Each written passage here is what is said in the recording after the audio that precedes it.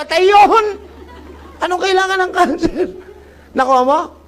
Kapatid, ano ngayon kung may cancer ka? Ha? So, dahil may cancer ka, suko ka na. Ladies and gentlemen, lagi ko itong sinasabi tuwing nag-health forum ako kung nakikinig kayo.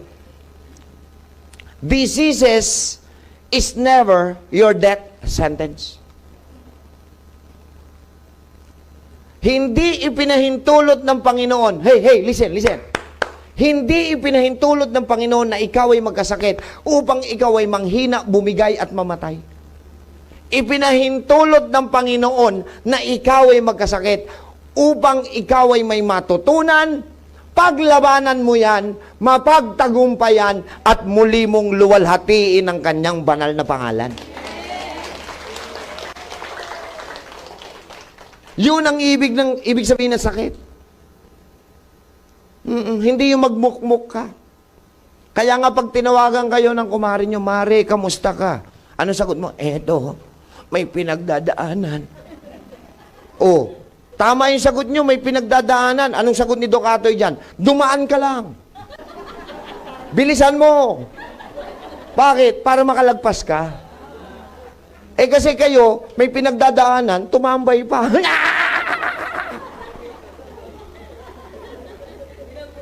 Hello? Tama?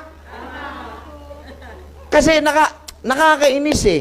Tingnan nyo ha. Siguro napanood nyo na sa pelikula or familiar na kayo sa word na comatose. Familiar kayo? Okay. Yung comatose, usually nasa ICU. Tama. Alam nyo ba, tuwang-tuwa ang mga doktor sa mga pasyente? Hindi kami natutuwa may sakit, ha? Tuwang-tuwa kami sa attitude nung nakomatos. Bakit? Sabi namin, nakakatuwa itong pasyente na to. Lumalaban. Bakit natutuwa kami? Imagine, ha?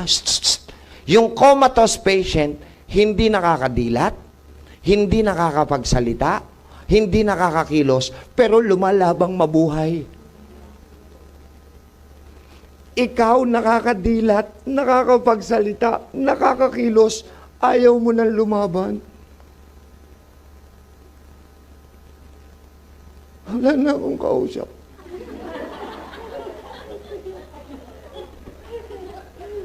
Hello? Bakit importante brain? Ladies and gentlemen, tingnan nyo ko. Lahat tayong nandito, gusto natin gumaling ang isang pasyente. Amen? Tanong, paano kung yung mismong may katawan ayaw nang lumaban? May magagawa tayo? Ito mabigat. Yung pasyenteng ayaw nang lumaban, wag nyo na pong gastusan. Hindi siya joke.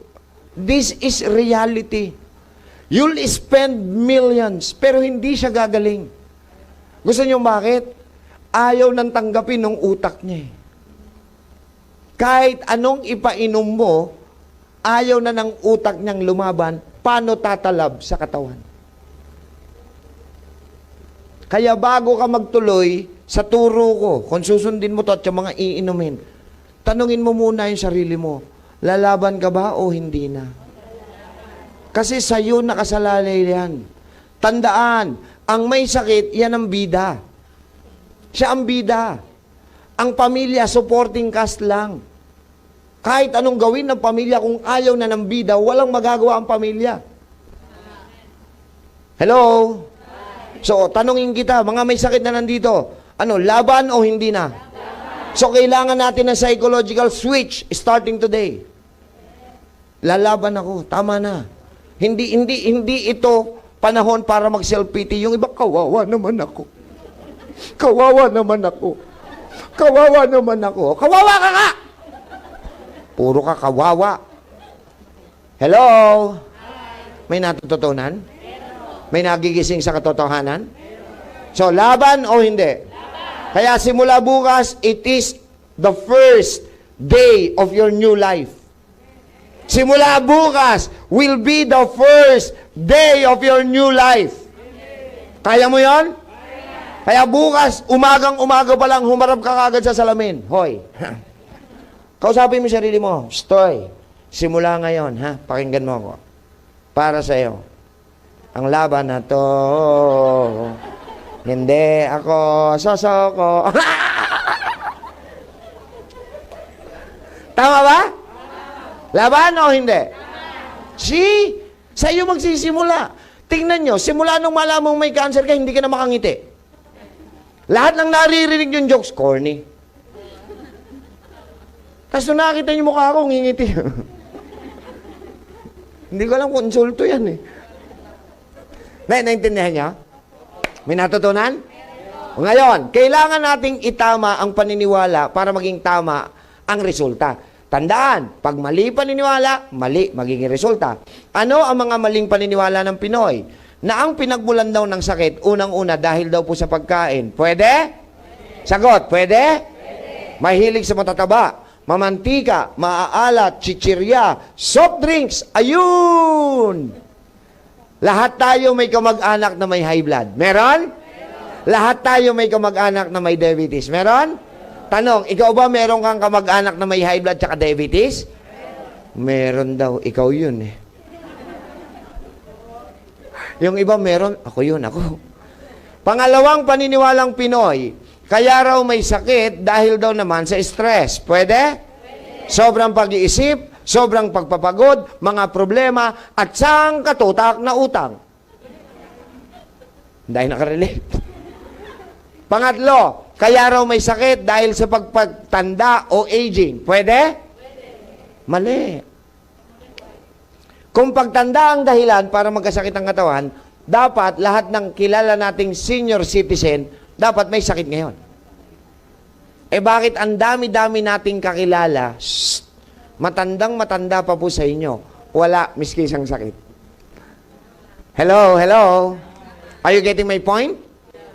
Ganon din po sa paglabo ng mata. Excuse me sa mga nakasalamin. Pag tinanong mo yan mga yan, ba't malabo na mata mo? Talagang ganyan. Tumatanda. Hindi totoo yun. Kung pagtanda ang dahilan para lumabo mata, dapat lahat ng senior citizen malabo mata. Eh bakit ang daming mas matanda pa ho sa inyo? Ang linaw-linaw pa ng paningin. Ito, classic na example to. Hindi pa ako napahiya ha. Yung lola ko, nanay po siya ng nanay ko. Tama, lola ko yun. Yung lola ko, namatay siya at the age of 97. Ni minsan hindi lumabo mata niya. Gusto niyo marinig kung bakit? Bulag.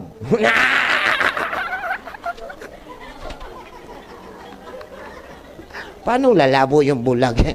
Hindi. Joke lang. Namatay po siya malinaw.